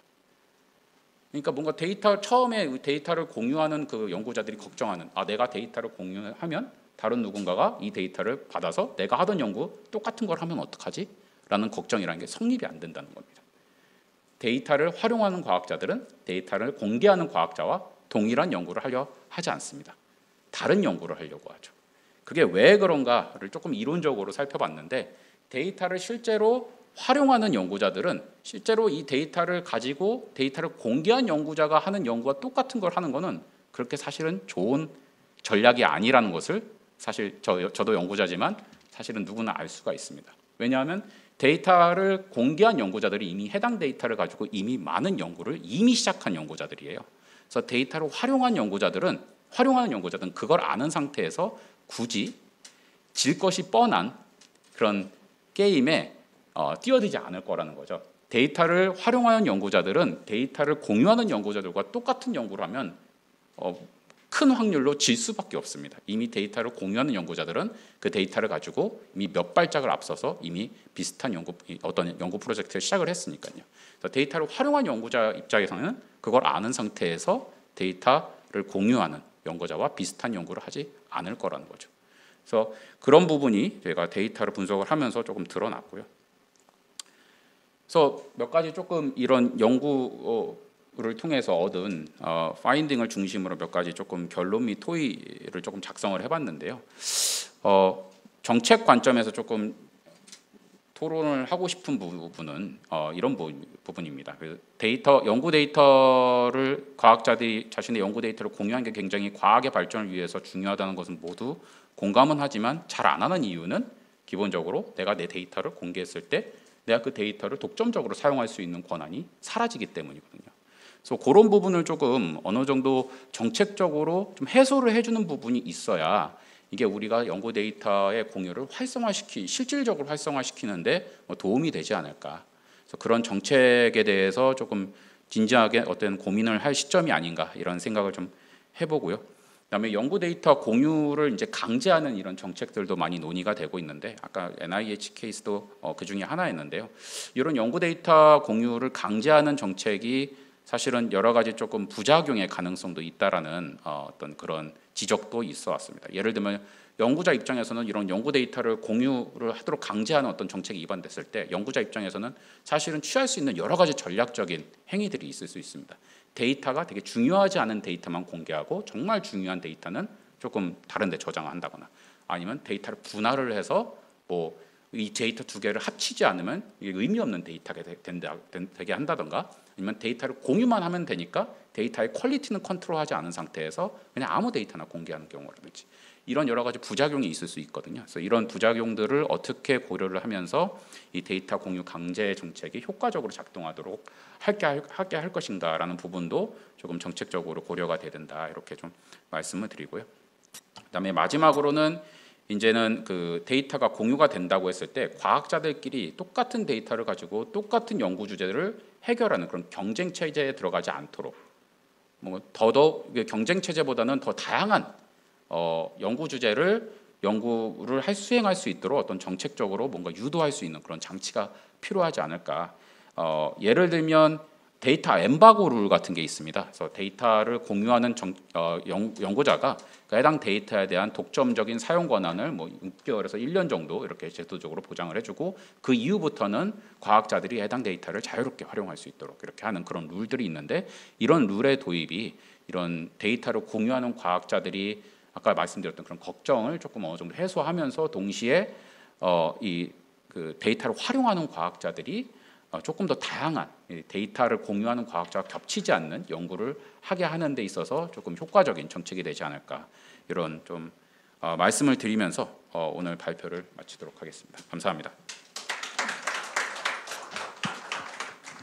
네, 교수님 감사합니다. 그 연구 데이터 경유의 그 효과성을 실제로 검증을 해주셨는데요. 정책적으로 굉장히 유용성이 높은 내용들인 것 같아요. 또 연구 진문을 포함해서 의미 있고 또 굉장히 흥미로운 연구 결과였던 것 같습니다. 역시 이게 그 스쿠핑 리스크 같은 우려에 대해서 연구자들이 인식을 조금 달리 해야 될 텐데 결국은 이제 정부에서 그런 그 제도적 보완이 좀 필요한 부분인 것 같고 그 부분을 교수님께서 많이 강조해 주신 것 같아요. 네. 마지막으로 박정일 센터장님께서 연구 성과 활용 확산을 위한 통합 성과 활용 플랫폼 구축 방안에 대해서 발표해 주시겠습니다. 네, 안녕하십니까. 한국과학기술기획평가원 성과확산센터 박정일입니다. 제가 오늘 소개해드릴 내용은 국가연구개발 사업을 통해서 창출한 연구개발 성과를 어떻게 효율적으로 활용하고 확산할까를 고민하는 플랫폼인 통합성과 활용 플랫폼의 추진 방향에 대해서 공유하고자 합니다. 오늘 말씀드릴 내용은 국가연구개발사업 성과관리 현황을 먼저 말씀을 드리고 저희가 통합성과 활용 플랫폼에서 추진하고 있는 방향 그리고 개선 사항 위주로 해서 말씀을 드리도록 하겠습니다.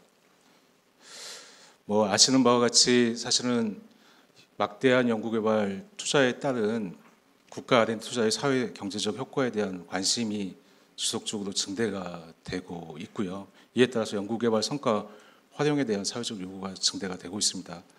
그래서 정부에서는 그 10대 성과 전담 기관, NTI 시스템, 아이데스 시스템 등이 기 구축돼서 운영이 되고 있는데 사실은 연구자 입장에서는 필요 성과 정보의 획득과 활용에 있어서는 접근성에 한계가 있다라는 이슈를 지속적으로 제기하고 있는 상황이고요.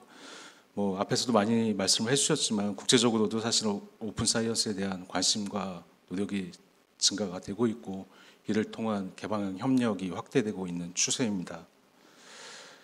정부에서는 사실 과학기술기본법에 따라서 조사 분석 데이터의 성과로서 논문 특허 그리고 기술료 사업화, 인력 양성, 연수 지원 등 해서 6가지 성과를 수집해서 관리하고 있고요.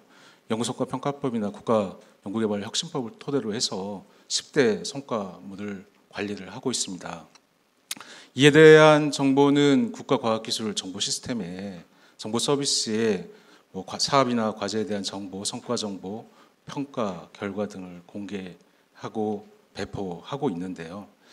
여기에서 주어지는 이제 성과물은 대부분 이제 1차 연구 성과 관리 활용 기본 계획에 따라서 성과물별 유통관리 전담 기관을 지정해서 운영을 하고 있고 현재 12개 기관, 15개 전담 조직에서 수집, 검증, 관리, 유통을 수행하고 있고요. 여기서 검증된 데이터가 NTIS를 통해서 공개를 하고 있는 상황입니다.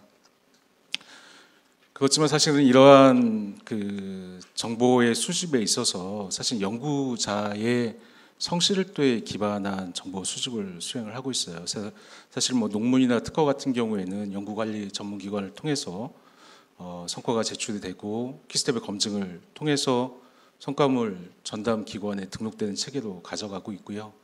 그렇지만 이제 나머지 성과물 같은 경우에는 연구자가 직접 해당 기관의 전담 기관에 각각의 성과물에 대해서 전담 기관에 등록이나 기탁을 하고 전담 기관에서 이에 대한 검증을 토대로 해서 이 정보가 NTIS에 공개되는 이런 시스템입니다. 그래서 성과의 수집에 있어서 가장 중요한 부분이 사실은 연구자가 적극적으로 입력을 해줘야 되는 거예요. 그래서 그러면 이제 연구자가 그럼 이런 시스템을 잘 알고 있느냐 관점에서 보면 사실 이 10대 성과물 등록 기탁 제도에 대해서 어느 정도 인지하고 있느냐 사실 이게 이제 수집하고 직접적인 관계가 있는 건데요. 출연 연구소에서는 어느 정도 한 80% 정도의 이런 제도에서 인지를 하고 있지만 실제 대학이나 기업 같은 경우에는 50% 미만의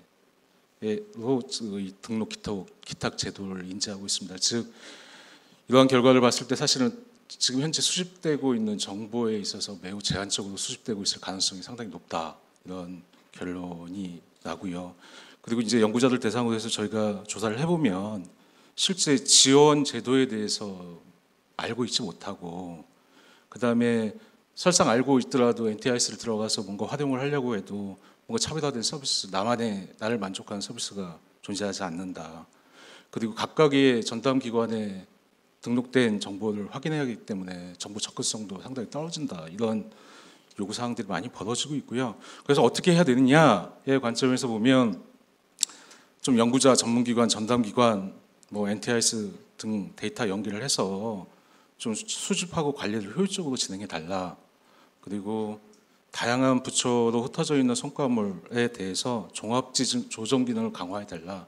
이런 요구 사항들이 지속해서 나오고 있습니다. 그래서 그렇다면 이제 해외에서는 과연 뭐 앞에서 설명을 많이 해주셨지만 어떤 식으로 지금 성과가 공개가 되고 있느냐를 보면 사실 유럽이나 영국 같은 경우에 이제 사례를 보게 되면 사실 앞에서도 말씀을 해주셨지만 뭐 호라이즌 2020이나 호라이즌 유럽 같은 을 통해서 과제 지원을 받은 과제의 성과물은 사실 1990년대부터 해서 모으고 그거에 대한 관련된 정보들이 공개가 되고 있고요. 영국 같은 경우는 이제 2018년도에 사실은 이 7개의 리서치 센터에서 생성된 그러니까 이것도 이제 영국에서 정부 지원을 받은 성과에 대해서는 이 UKRI를 통해서 이제 정부가 많은 정보가 사실 수집이 되고 공유가 되고 있는 상황이고요. 최근에는 사실 이제 이쪽 EU하고 이제 OECD에서 지원을 받은 과제에 대해서는 뭐 일반적인 성과물 이외에 이제 시각화된 어떤 정보까지 제공을 하고 있는 이런 상황입니다. 그래서 사실 이 전체적인 흐름 자체를 보면 다양한 정보 그리고 수요자가 원하는 어떤 정보를 제공하려고 노력을 계속 지속적으로 하고 있는 그런 상황으로 보여지고요. 그리고 미국 같은 경우에는 사실 조금 다르게 운영이 되고 있는데 이제 미국은 1995년 이제 이 바이돌법에 의해서 지원된 과제에 대해서 지식재산권을 등록하는 시스템을 만든 이후에 각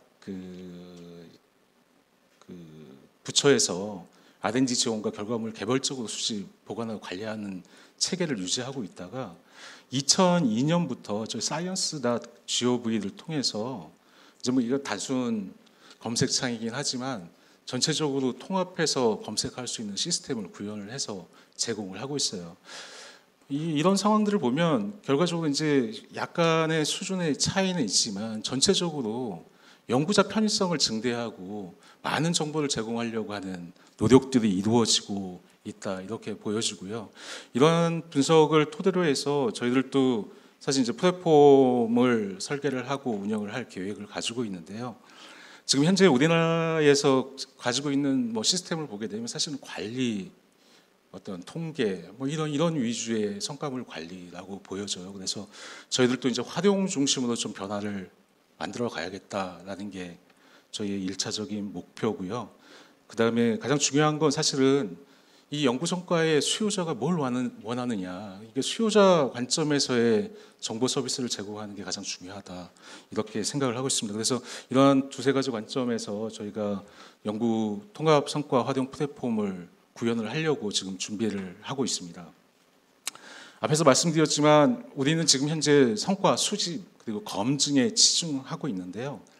이 수집 검증에서 벗어나서 실제적으로 뭐 기획에서나 아니면 기술 이전이나 다양한 분야에서 활용될 수 있게끔 해서 성과 관리를 하는 게 바람직하다라는 취지로 해서 저희가 추진 목표로는 단순하게 그냥 하드웨어적 통합이 아니고 성과 정보를 연계한 통합을 추진하려고 하고 있습니다. 또한 단순히 이제 성과 정보만의 연계가 아닌 뭐 어떤 산업 정보라든지 이걸 연계해서 유관 정보까지 연계할 계획이고요.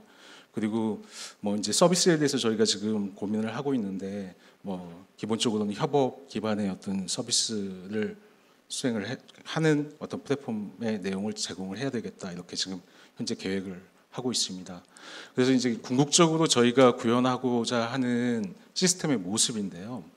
사실 이게 가장 중요한 게 과거에는 연구 성과를 등록 기탁함에 있어서 전담기관을 일일이 다 방문을 해서 개별적으로 운영되는 시스템에 접근을 해서 등록하고 뭐 이렇게 기탁하는 체계로 운영이 돼 있는데 저희가 이제 아이리스 통합 연구 지원 시스템이 도입되면서 궁극적으로 하위 플랫폼으로 성과 관리 시스템을 구현을 하려고 하고 있습니다. 그래서 이러한 시스템이 도입된다면 연구자에게 원스톱 서비스를 제공할 수 있다.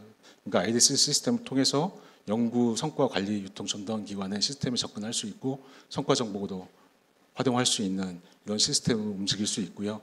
저희 통합 성과 활용 플랫폼에서는 연구 성과 관리 유통 전담 기관에서 관리하고 있는 시스템에 대한 정보를 수집해서 저희가 이제 통합 검색, 그다음에 심층 분석, 그다음에 성과 연계 활용 확산 지원 서비스 등을 제공할 계획을 가지고 있습니다.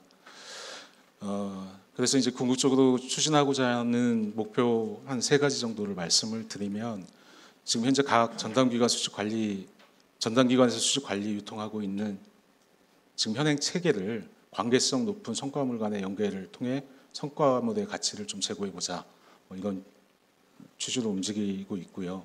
지금 현재는 사실 이제 관리 증빙입니다. 그러니까 이게 무슨 말씀이냐면 사실은 어떤 성과물의 물로서 인정을 받으려면 이러한 전담기관에서 검증을 통해서 인정된 성과물만 현재 성과로서 인정을 해주고 있어서 그냥 그런 증빙자료로서 활용하는 용도가 상대적으로 커요. 그래서 이런 부분에서 벗어나서 조금 성과 간의 연계, 그 다음에 외부 데이터, 그러니까 맥락 정보와의 연계, 그리고 어떤 질적, 양적 정보까지 통합적으로 좀 제공하려고 하고 있고요. 그 다음에 이제 현재 이런 성과 연계 활용 서비스를 통해서 협업 기반의 서비스를 좀 제공해 보고자 합니다. 이러한 통합 성과 활용 플랫폼에 대한 구축 사업은 현재 3개년 사업으로 1단계를 현재 구현 중이고요. 올해는 이제 DB, 사실 통합 DB 구축에 대한 부분을 시작으로 해서 내년에 이제 통합 검색 시범 서비스, 그 다음에 분석 서비스까지 해서 3개년으로 해서 진행될 예정입니다. 네, 말씀드린 대로 사실 가장 중요한 건 수요자가 원하는 어떤 성과 분석 서비스를 제공하는 게 저희 목표로 하고 있고요. 전체적인 목표 시스템 개념도를 보여드리고 있지만 사실은 지금까지는 관리 위주의 성과에 있는 저장 정보에 있는 데이터를 활용하는 정보였다면 저쪽에 사용자의 의견을 최대한 수렴하고 요구사항을 반영한 그런 성과 서비스, 성과 분석 서비스를 제공하는 것을 목표로 하고 있습니다. 그래서 저희가 이제 앞으로 추진하고자 하는 노력이 사실 이제 성과 수집 담당 기관 간의 역할이 좀 명확해야 된다. 그리고 포괄적 협력체가 좀 필요하다 이런 생각을 좀 하고 있습니다. 그래서 지금 이해관계자 간의 역할 분담에 있어가지고 조금 정립이 필요한 상황입니다. 그래서 이러한 성과 활용 플랫폼을 구현하는 단계에서 연구관리 전문기관이라든지 성과물 전담기관 그리고 아이리스 이렇게 해서 좀 전체적으로 역할에 대해서 효율화를 정립하도록 할 거고요.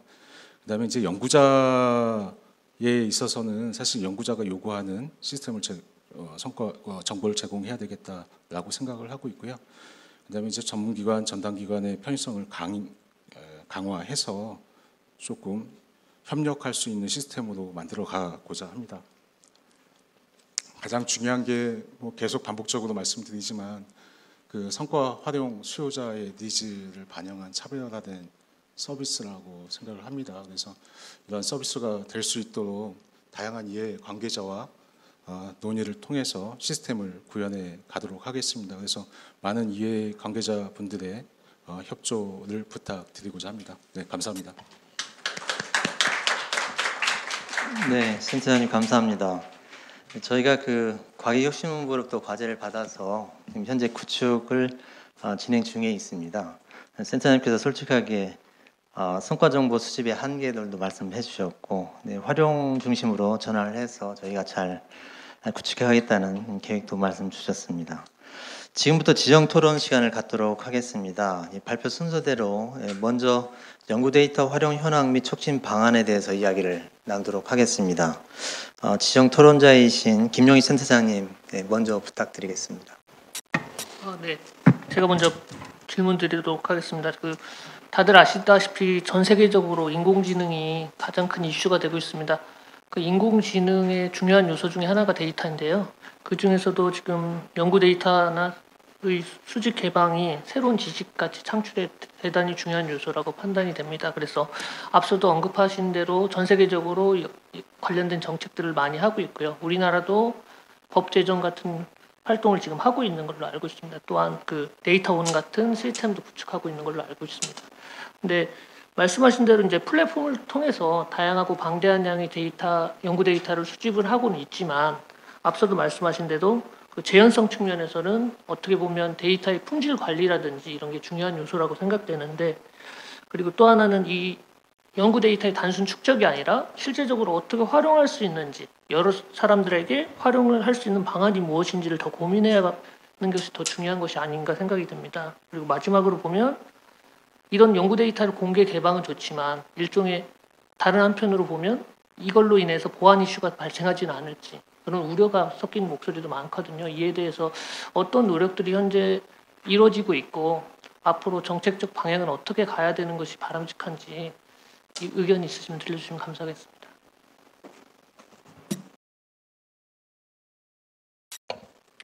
네, 제가 좀 답변 드리겠습니다.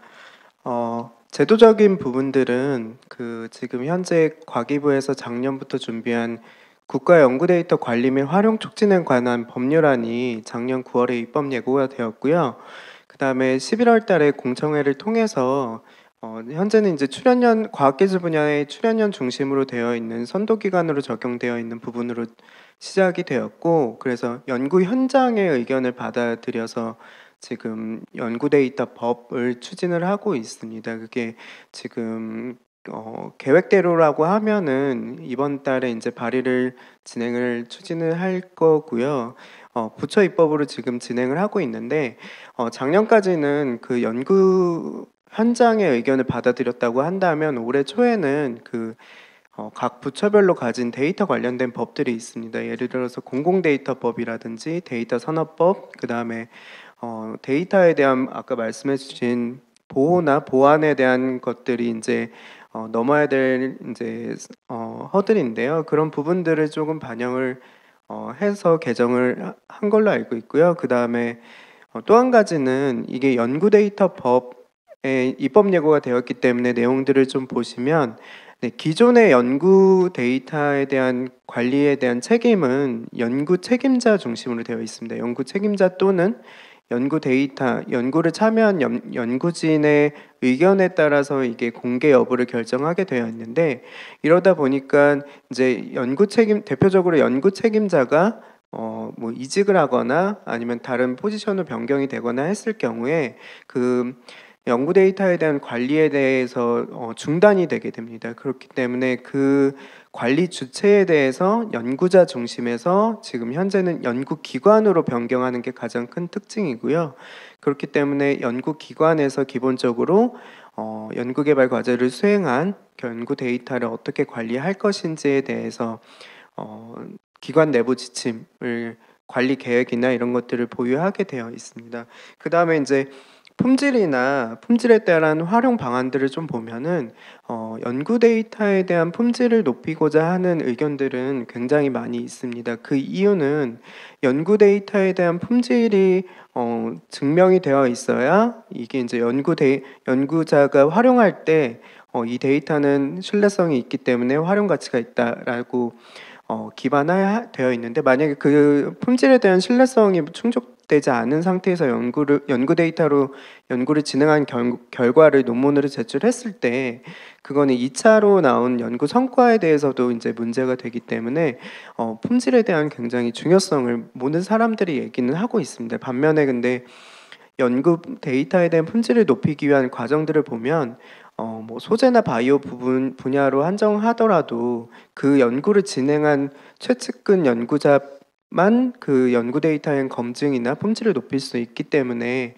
이게 한 번에 이제 연구 데이터 품질을 높일 수 있는 이런 방안들은 현재는 뭐 기술적으로 해결해 보는 노력들이 있긴 하지만 동료 연구자들이 이제 같이 심사를 해서 그 품질을 높이는 게 가장 기본적인, 아니면 전문가를 섭외를 하거나 하는 부분들이 1차적인 것들이고요. AI나 인공지능이나 이런 부분들로 품질을 높일 수 있는 방안들도 저희는 고민은 하고 있는데, 여러 가지 소프트웨어를 거기다 대입을 해서 동일한 결과나 아니면은 여러 모델에서도 적용 가능하다고 보면은 저희는 1차적으로 품질이 어느 정도 인정됐다고 하는 것들을 플랫폼에 담으려고 합니다. 그래서 연구 데이터법 안에도 이런 품질 문제를 좀 해결하기 위해서 이거는 연구 성과, 즉 논문이나 보고서 특허가 나온 성과에 한해서 연구 데이터를 공개하겠다라는 게 기본적인 컨셉으로 들어가 있습니다. 그래서 시작은 일단은 외부의 논문이나 특허 공식적으로 인정받은 성과에 한해서 연구 데이터를 공개를 하고 점차 나아가서 실험 데이터나 실패 데이터, 연구 과정에서 발생한 데이터들로 좀 확장해 나갈 걸로 생각하고 있습니다. 그다음 마지막으로 이제 보안이나 보호, 연구 데이터의 보호 측면도 굉장히 중요한데요. 이 부분들도 보면은 연구자에 대한 연구 데이터에 대한 보호들은 제어권이나 통제권을 주는 방법들도 있고 아까 교수님께서도 말씀해 주신 부분들도 포함되어 있는데 뭐 블록체인 기술이나 이런 것들을 사용을 해서 연구 데이터에 대한 이력 관리를 가능하게 하거나 아니면 연구자한테 허가를 받은 연구자에 한해서 이 데이터를 2차적으로 성과를 낼 수 있는 이런 체계들이 마련이 돼야 되고요. 보안 측면들도 굉장히 중요한데 이게 이제 연구 데이터를 한 곳에 모아놨을 때 이제 해외에 유출이 되거나 이런 좀 안 좋은 사고로 발생될 수 있는 부분들이 있기 때문에 이 또한 인가된 사용자나 아니면은 해외 사용자에 대한 제한 뭐 여러 가지 이제 당연히 시스템적인 보안 정책들은 가지고 있지만 그런 해외나 국내의 사용권에 대한 여러 가지 상황들을 고려해서 조금 진행해야 될 것으로 생각합니다. 혹시 첫 번째 주제 관련해서 추가적인 질문 혹시 있으신가요? 의견? 네. 네, 저희 연구 성과도 마찬가지인데 사실 연구 데이터도 같은 문제가 있을 거라고 생각이 됩니다. 사실 아까 권석범 교수님께서 말씀을 해주셨는데 사실 연구개발 성과도 사실 그러니까 연구자들의 자발적인 참여가 없다면 사실은 수집을 할 수 없는 상황이에요. 그리고 그건 과연 연구자들에게 어떤 동인이 있을까를 또 생각을 해보면 또 마땅한 동인을 찾기도 쉽지 않고 또 이걸 강제하자니 강제하기도 쉽지 않고 여러 가지 문제들이 조금 존재하는 것 같습니다. 그래서 혹시 연구 데이터의 어떤 수집 측면에서 그 연구자들의 어떤 자발적인 참여를 유도할 수 있는 어떤 묘안 같은 게 있으시다면 좀 말씀해 주시면 감사할 것 같습니다. 네, 제가 아는 선에서 좀 답변을 드리면 기본적으로 저희가 연구자들에 대한 설문조사를 또 수행을 했는데 기본적으로 연구자한테 돌아가는 이점보다는 단점에 굉장히 많은 것들이 있습니다. 아까 권석범 교수님께서 말씀해 주신 것처럼 타 연구자가 연구 데이터를 제공한 사람보다 더 좋은 성과가 나거나 아니면 아까 말씀드린 2차 성과가 나왔을 때 이게 데이터에 대한 품질 문제다라고 했을 때 그 제공한 연구자가 선의해서 제공을 해줬지만 본인의 평판이 한순간에 이제 떨어지는 부분들 그 다음에 연구 데이터 자체가 한 번 공유해서 끝나는 건 아닙니다. 그러니까 사용하는 사용자에 따라서 다른 형태로 변경을 요청을 하거나 데이터에 대한 설명, 그 다음에 추가 데이터에 대한 요구들이 있기 때문에 사실상 연구 데이터를 등록할 때 발생하는 공수 및 관리에 대한 공수보다 타 연구자가 발생시키는 이점에 대해서 더 적기 때문에 연구자가 스스로 연구 데이터를 공개하는 부분들은 굉장히 현재까지도 조금 어려운데 저희가 2018년, 19년에 설문조사한 거 이후에 2022년, 1년, 2년에 했는데 연구자들 분들의 인식 개선이 상당히 많이 되었습니다. 저희가 파악할 때로는 오픈 사이언스나 이런 공개에 대한 내용들도 많이 이해를 했고 그 다음에 인공지능이나 이런 부분에서 데이터 기반의 이제 모델이 만들어지는 부분들, 모델을 다른 도메인에 적용시키는 부분들을 보기 때문에 또한 데이터 저널이나 이런 데이터 자체에 대해서 인정받을 수 있는 체계들도 지금 하나씩 생기고 있기 때문에 이런 부분에서 데이터 자체에 대한 공개를 했을 때 이것도 논문으로 인정받고 사이테이션이 높아가는 명성이 쌓아가는 것들도 있기 때문에 이런 부분들은 조금씩 변화가 되지 않을까라고 좀 생각을 하고요. 반면에 이제 인센티브에 대해서 조금 더 고민을 해볼 만한데 현재는 그 연구자가 연구 데이터를 제공해줬을 때 여러 가지 이제 권석범 교수님께서 말씀해주신 이런 활용에 대한 여러 가지 연구들이 있긴 하지만 논문처럼 이렇게 정확한 지표에 활용 지표가 없는 상태입니다. 그래서 그런 부분들도 조금 마련이 된다고 한다면 연구자 개인한테 줄 수 있는 인센티브가 늘어날 거라고 보고요. 현재는 기관 중심으로 연구 데이터법이 변화해 나가는 거에 따라서 지금 과기부 표창이나 이런 부분으로 해서 현재는 연구 데이터 관리하는 기관에 대해서 향후 진행하고 추후에 이제 연구자로 확대할 걸로 알고 있습니다. 네, 첫 번째 주제 이렇게 정리하고요. 네, 두 번째 주제에 대해서 또 질문 주시기 바랍니다. 김용희 센터장님. 네.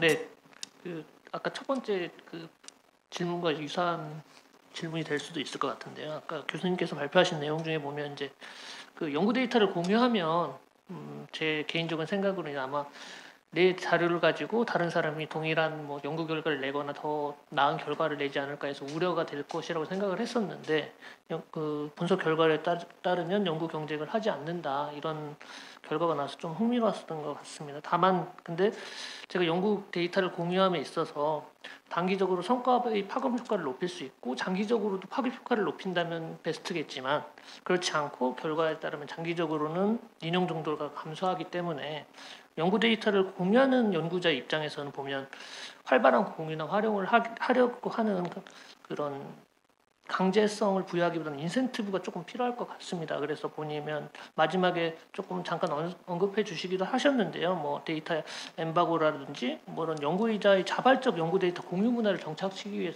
위해서는 가장 시급히 필요한 것이 무엇이라고 생각하는지, 예를 들면 그 연구 데이터를 누구한테 공유해 줌으로써 인해서 금전적 대가 같은 게 필요한 건지 그런 것 좀 여쭙고 싶습니다.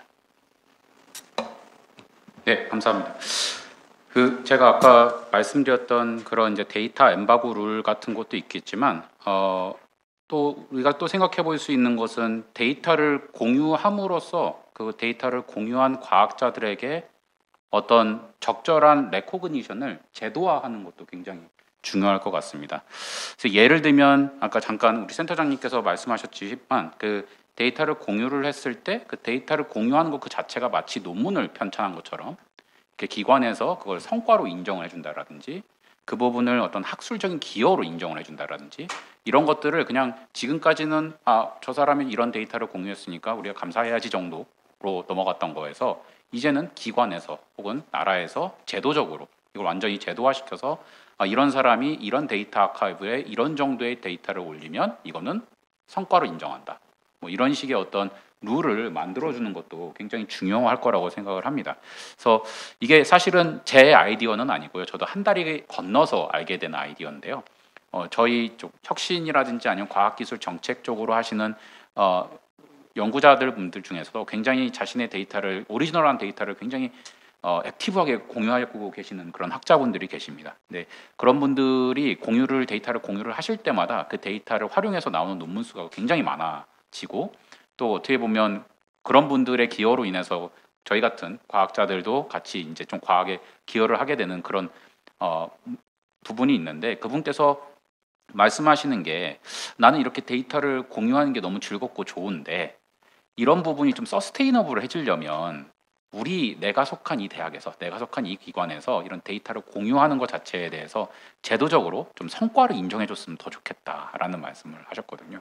그래서 이게 마치 데이터만 공유를 해서는 이건 마치 논문 성과도 아니고 아무것도 아닌 것처럼 이렇게 치부하는 것보다는 데이터를 공유함으로써 그 과학계가 그것에 대해서 얼마나 감사하는지 얼마나 레코그니션 하는지를 정량적으로 좀 측정을 해서 그 부분을 마치 우리가 일반적으로 알고 있는 논문 성과처럼 연구 성과처럼 인정을 해주는 그런 좀 포멀한 제도를 도입해보는 것도 굉장히 효과적이지 않을까 그런 생각을 하게 되었습니다. 그다음에 잠깐 또 인센티브 이슈 관련해서 조금 더 첨언을 드리고 싶은데 이런 인센티브 이슈가 특히 더 좀 센시티브하게 작용할 과학자들이 누군가를 좀 보면 지금까지 나왔던 연구 결과들을 쭉 종합을 해보면 이제 과학자 혹은 연구자로서 이제 커리어를 시작한 이제 좀 영스칼라들한테 굉장히 이런 문제가 센시티브합니다. 왜냐면 그들의 경우에는 앞으로 내야 될 논문들이 자신들의 커리어의 어떤 그 안전성을 보장을 하는 그런 부분이 있기 때문에 자신의 데이터를 공유하는 게 굉장히 좀 조심스러울 수밖에 없습니다. 근데 이런 영스칼라들이 그런 데이터를 공유를 함으로써 그들이 좀 더 레코그니션을 많이 얻고 또 그들의 성과로 이렇게 좀 잡아주는 그런 부분이 생긴다면 이런 좀 이제 연구자로서 갓 커리어를 시작한 연구자들이 더 많은 연구 데이터를 공유하고 또 활용할 수 있게 하는데 좀 더 효율적이지 않을까 그런 생각을 해봅니다. 이 관련해서 아까 임영준 센터장님께서 임영준 센터장님께서 연구 데이터법 이제 잠깐 말씀 주셨는데 과제 수행에서 그런 그 연구 데이터 공개에 대한 그 인센티브 내지는 이제 뭔가 인센티브를 하게 되겠네요. 그런 부분들이 법에 뭐 명시되어 있거나 하지는 않나요?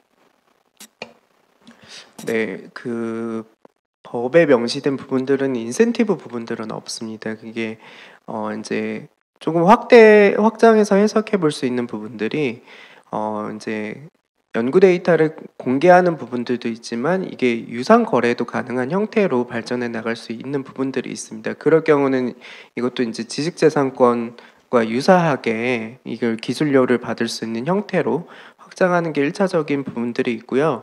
아직 법 안에는 없지만 아까 NIH나 NSF 사례들도 말씀해 주신 부분들이 있는데 이런 부분들을 보면은 연구 데이터를 처음에 과제를 시작할 때 보통 데이터 관리 계획인 DMP를 제출하게 되어 있고요.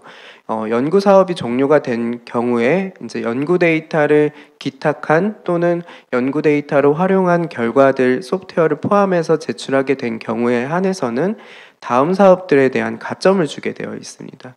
그래서 그런 부분들이 지금 아직 우리나라에는 제도화되어 있지는 않지만 일단 연구 데이터 법을 시작으로 해서 여러 가지 인센티브 방안들도 좀 포함되지 않을까 기대하고 있습니다.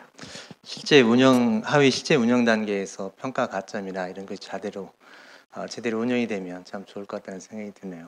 또 이어서 추가적인 질문 또 있으신가요? 네네. 제가 2018년에 그 법안, 연구 데이터 공유 계획 만들 때 이제 적극적으로 참여한 적이 있었는데요. 이제 다행히 이제 연구자들이 공유에 대한 이해도가 많이 넓어져서 좀 그런 면은 좋은 것 같아요. 이제 그렇게 하려면 그 연구 데이터를 쉽게 이렇게 내가 가지고 있는 데이터를 쉽게 공유할 수 있도록 여러 가지 아마 이 데이터 원이나 이런 데서 좀 도와줘야 될 것 같은데, 예를 들면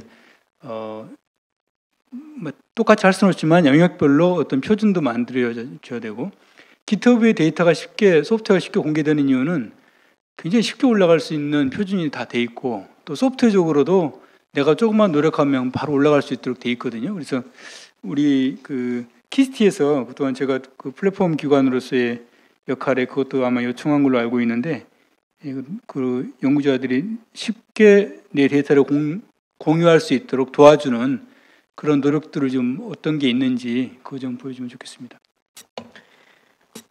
네, 아주 그 핵심을 찌르는 질문을 해주셔가지고, 네, 근데 저희가 이제 기관별로 좀 연구 데이터를 1차적으로 연구 데이터를 수집하는 대상이 출연연 그 선도기관이라고 해서 4대 과기원 및 출연연 25개, 기초연을 해서 30개 기관인데요. 여기 가장 먼저 요구사항이 뭐냐면 연구 데이터를 관리하고 등록하는 인력에 대한 요청이 있습니다. 왜냐하면 일반 연구자들한테 연구 데이터 등록에 대해서는 굉장히 부담이 가는 작업들입니다. 연구 데이터 활용성을 높이기 위해서는 연구 데이터를 단순히 업로드하는 게 아니라 연구 데이터에 대한 설명 자료인 메타데이터도 함께 입력하게 되어 있는데, 현재는 그 활용성을 강조하다 보니 제공자들의 편의성을 조금 놓친 부분들이 있습니다. 그래서 그런 부분들은 저희가 좀 개선하려는 작업들이 있고요. 개선 작업들은 예를 들어서 아까 연구 성과가 나온 논문 특허를 같이 등록하게 되면 이제 자동적으로 메타데이터를 생성해줘서 연구 데이터만 등록하면 이제 저희가 작성자라든지 과제라든지 이런 정보들을 자동적으로 불러올 수 있는 이렇게 연구자가 최종 확인만 해서 확인만 하는 과정들로 조금 바꿔나가려고 하고 있고요. 그래서 연구자가 등록하는 조금 수고를 줄이는 노력들도 하고 있고, 반면에 활용적인 측면에서 이런 연구 성과와 함께 같이 있기 때문에 연구 데이터를 단순히 파일이나 이런 걸로 올려놓고 끝나는 게 아니라 이게 연구자가 활용한다고 했을 때 실제로 안에 어떤 데이터가 있는지, 이게 내가 연구자 본인이 사용할 수 있는지, 판단을 할 수 있는 정보들을 부가적으로 주려고 합니다. 예를 들어서 논문 부분에 명시되어 있는 부분들이 있다면 연구 데이터를 확인할 때 그 내용들을 바로 볼 수 있게 한다든지, 그 다음에 연구 데이터를 사람의 자연어로 입력하면 다시 이제 검색을 해준다든지 아니면 활용할 수 있는 형태로 변환을 해준다든지, 이런 건 시스템적인 기능들로 충분히 가능한 형태로 되어 있거든요. 그래서 말씀해 주신 것처럼 제공자는 수고를 줄이고 활용자들은 활용할 수 있는 정보를 최대한 확인할 수 있게끔 플랫폼을 변화하려고 노력하고 있습니다. 네. 네, 또 권석범 교수님 주제에 대해서 질문 또 네, 없으신 것 같고요. 마지막 주제에 대해서 또 질문 주시기 바랍니다. 마지막도 제가 먼저 스타트를 끊겠습니다. 예, 저도 그 시스템을 담당했던 사람으로서 보면 그 지금 성과 정보를 담당하는 그 성과 전담 기관도 10개나 있고요. 그 성과 전담 사이트 같은 경우도 제각각 많이 있는 걸로 알고 있습니다. 그리고 그 플랫폼이 목적에 따라 제공하는 성과 정보도 정확하게 같지 않고 다르기 때문에 이용자들이 좀 어려움을 겪는다는 그 문제점은 조금 저도 공감을 하고 있습니다. 다만 지금 이제 성과 관리 활용 플랫폼 구축을 통해서 통합 성과 플랫폼을 구축하려는 의의는 좋다고 생각하지만, 이게 이제 가급적 단순 성과 정보를 통합하는 내용으로만 그치면 안 될 것 같고요. 아까 앞서도 발표하신 내용처럼 이용자 관점에서 이용자들이 뭘 원하는지에 따라서 제대로 된 플랫폼으로서 나아가야 될 것 같습니다. 그리고 하나 또 우려되는 사항은 기존에 앞서서 발표한 내용에 간략하게 좀 언급이 돼 있긴 하지만, 기존에 이제 성과 플랫폼이나 성과 전담 기관 또는 NTIS나 아이리스 같은 여러 가지 다양한 플랫폼이 있는데, 그것과 역할 정립을 어떻게 해 나가실 거면 이제 중복 등의 문제가 또 분명히 발생할 건데, 그런 건 어떻게 개선할 예정인지, 그리고 상호 연계나 활용 등은 어떻게 해야 될지 명확하게 정립되어 있어야 될 것 같은데, 지금 아까 언급은 발표 내용이 있었는데 구체적으로 그런 계획들이 현재 있는지 아니면 앞으로 그런 계획들을 마련해 나가실 생각이신지 좀 궁금합니다. 기본적으로 저희가 추구하는 사항이 사실은 연구자의 편의성을 확보하자라는 취지에서 시작을 하고 있습니다. 그래서 기본적으로 저희가 지금 현재 구현하고 있는 아이리스를 통해서 연구자가 접근하고 아이리스에서 API 연계 등을 통해서 전담 기관으로 연결해서 연구자가 과거에 여러 가지 단계를 거쳤던 부분을 하나 더 통합하는 시스템으로 운영을 하도록 할 예정이고요. 그리고 사실은 이러한 시스템을 구현하게 된다면 실제적으로 아까 연구자들에 있어가지고 가장 중요한 문제가 이런 등록 기탁 제도에 대한 인지도가 상당히 낮아요. 그래서 아마 이러한 시스템으로 구현이 된다면 인지도를 조금 높여서 어떤 수집에 있어서도 많은 데이터를, 많은 성과 정보를 확보할 수 있는 하나의 방법이 되지 않을까 이렇게 생각을 하고 있고요. 기본적으로 통합 성과 활용 플랫폼은 전담 기관이 가지고 있는 정보의 일부 데이터들을 확보하고 저희가 가지고 있는 다른 맥락 정보들을 통합하고 이에 대한 서비스를 제공할 목적으로 하고 있기 때문에 크게 중복 문제는 발생하지 않을 걸로 보여지지만, 사실 전체 시스템을 구현함에 있어서는 연구관리 전문 기관, 전담 기관 등과의 어떤 역할적인 측면, 사실은 검증 단계라든지 여러 가지 문제점들이 조금 불거질 수 있는 부분들이 좀 존재합니다. 그래서 그런 부분에 있어서 조금 체계적인 역할 정립이 필요할 것으로 보여지고요. 말씀하신 것처럼 사실은 이게 활용적인 측면이기 때문에 활용적인 측면의 연구자 플러스 말씀하신 대로 이제 성과를 담당하는 전담 기관, 연구관리 전문 기관 등 다양한 이해 관계자와 지속적으로 조금 소통하는 창구 채널을 만들어서 시스템을 구현해 나가도록 할 예정입니다. 네. 네, 이게 자유 토론 시간을 갖도록 하겠습니다. 네, 시간이 조금 지난 상황인데요. 플로어에서 먼저 한두 개 정도 질문을 받고, 네, 저희가 사전 질의도 받은 상황이어서 그 질문 과정에서 많은 의문들이 좀 해소되지 않을까라는 생각이 듭니다. 혹시 플로어에 질문 있으신가요?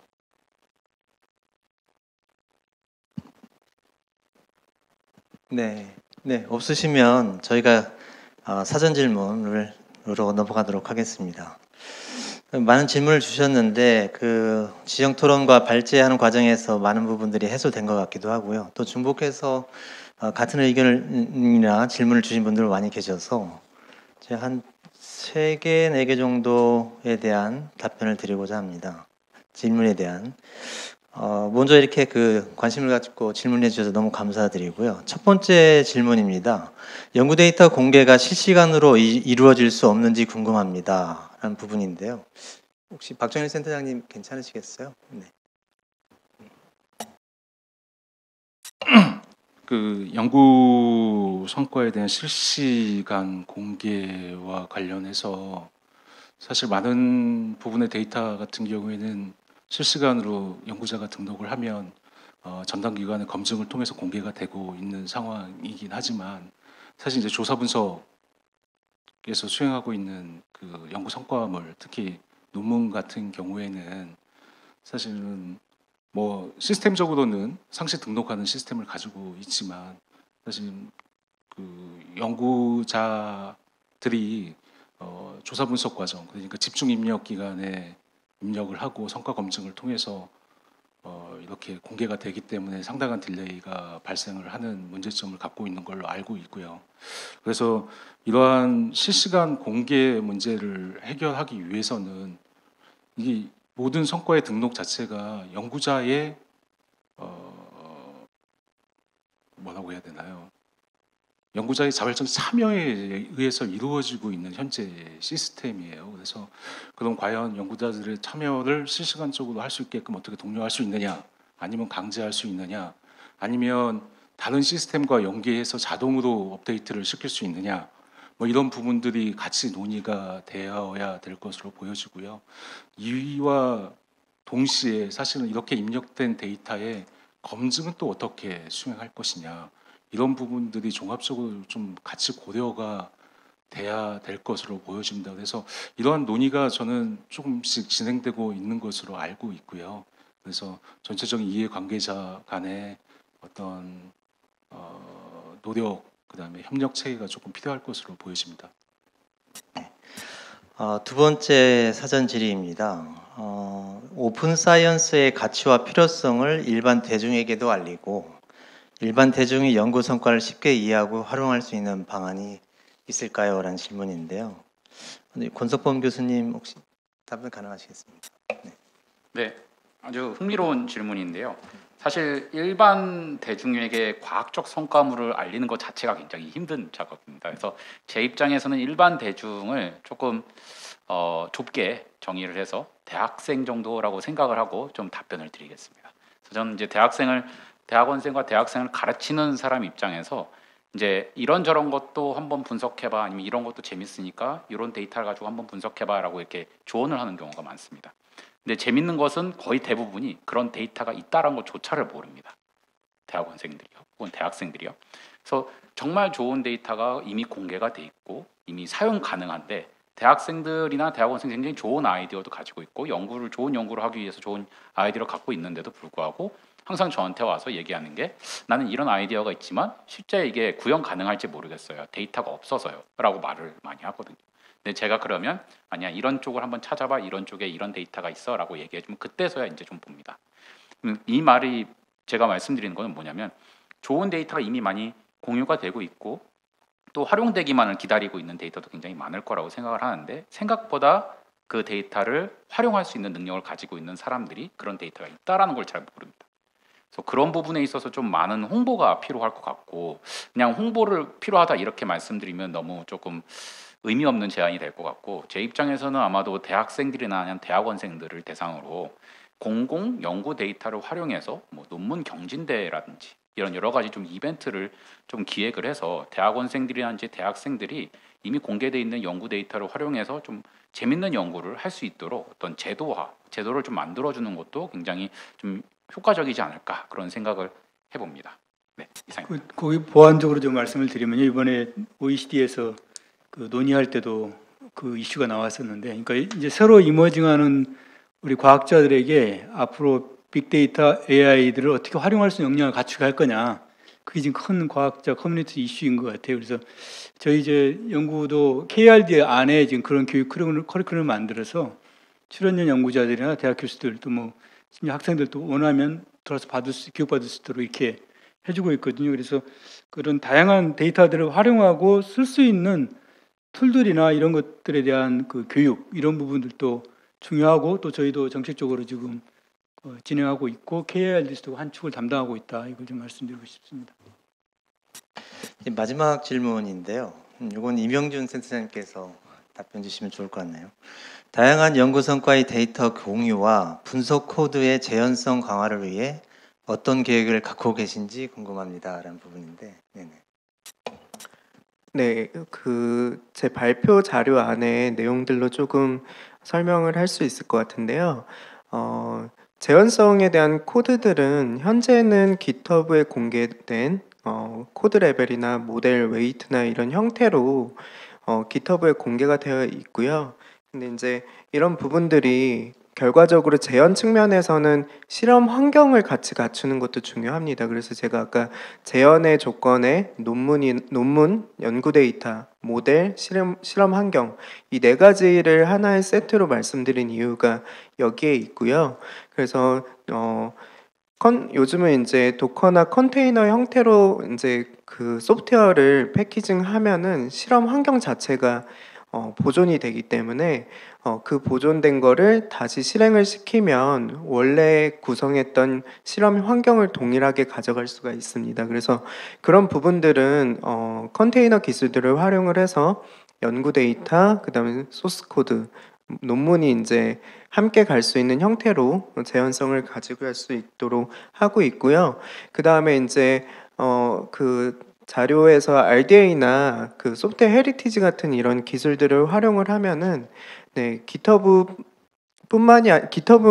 아니면 다른 소프트웨어 형상 관리하는 툴에 있는 소프트웨어를 한 곳에 모아서 일괄적으로 컨테이너 형태로 변환을 할 수가 있기 때문에 이런 부분들은 현재 GitHub 생태계 안에서도 재현이 가능한 형태로 추진할 수 있을 거라고 보고 있습니다. 네. 네, 감사합니다. 네, 방금 주신 그 질문자께서 상당히 디테일하게 저희들한테 질문을 주시고, 또 저희 기관의 이메일을 통해서 또 많은 의견을 주셨어요. 네, 그 이명준 센터장님께 말씀하신 내용과 상당히 그 일맥상통하고요. 예를 들면 뭐 다양한 메타 정보의 공유도 필요하고, 뭐 재현성 확보를 위해서는 성과 관리 시스템도 같이 뒤따라야 된다, 뭐 이런 의견도 주셔서 하여튼 그 질문 주신 분께 다시 한번 기분 감사를 드립니다. 저희들한테 큰 도움이 될 것 같아요. 오늘 이렇게 토론 시간을 다 마쳤고요. 잠깐 이제 정리를 하게 되면 오픈 사이언스 활성화는 국가 차원에서 꼭 필요한 부분이고 좀 가능하면 빨리 서둘러야 될 부분이 아닌가, 뭐 이렇게 결론을 내릴 수 있을 것 같아요. 키스텝 분석 자료가 있습니다. 예전에 그 노벨 과학상에 대해서 공동 수상자 비율들을 저희가 조사를 한 적이 있는데 1950년 기점으로 50%가 공동 수상자였고요, 과학자 중에. 2000년대 들어서는 90%였습니다. 그리고 2010년 기준으로 해서 과거 30년까지 비율을 봤을 때 물리학상이 가장 높았어요. 한 87% 수준에 달했습니다. 그만큼 이제 한 연구 분야에서 협력 연구, 공동 연구, 공동 데이터 활용하고 이런 부분들은 좀 필수적인 상황이 된 것 같고요. 이미 도래했던 것 같습니다. 또 저희 잘 인식하고 있지만 그 오픈 사이언스의 대표적 성공 사례로 코로나19 대응 관련해서 백신 개발을 또 꼽기도 하고 있고요. 사실 어제는 또 과기자문회의 그 바이오 특위에서 국가 생명연구자원 관리 활용 24년도 시행 계획을 또 심의하고 의결을 했어요. 그래서 분야별로도 많은 정부 노력들이 이루어지고 있는데 그 중에서는 바이오 빅데이터 구축도 있고 데이터 뱅크 설립들도 있고 다양한 지원들이 이루어지고 있습니다. 이제 포괄적으로 저희 쪽은 이제 그 통합 성과 관리 활용 플랫폼 구축을 잘 완성하려고 있고요. 아까 센터장님도 말씀하셨지만 많은 유관기관과의 그 협력이 절대적으로 필요한 부분입니다. 저희들 아무쪼록 그 연구자분들의 수요를 잘 반영해서 좋은 방안들을 만들 수 있도록 노력하겠다는 말씀을 드리고요. 또 아까 교수님께서 말씀해 주신 부분들 많이 좀 공감이 되는 부분이 있는 것 같아요. 사실 그 플랫폼 시스템 구축 외에도 결국은 연구자분들에 대한 그 부정적인 인식을 해소하는 게 가장 중요해서 제도적으로 어떤 유연책이 필요할까 이런 부분들이 항상 고민하고 세밀하게 검토가 이루어져야 할 부분이 아닌가 이런 생각이 듭니다. 이상으로 좀 마치고요. 오늘 발표해 주신 이명준 센터장님, 그리고 권석범 교수님, 박정일 센터장님, 감사드립니다. 그리고 외로이 지정 토론자를 역할을 해주신 김영희 센터장님 감사드리고요. 오늘 포럼 준비해 주신 모든 분들께 감사드립니다. 끝으로 공지사항 말씀드리겠습니다. 다음 키스텝 수요 포럼은 7월은 없고요. 8월 14일 이 자리에서 녹색기술 전환과 에너지 순환 생태계 전략이라는 주제로 개최될 예정입니다. 많은 관심과 참여를 부탁드리겠습니다. 그럼 수요 포럼 마치도록 하겠습니다. 감사합니다.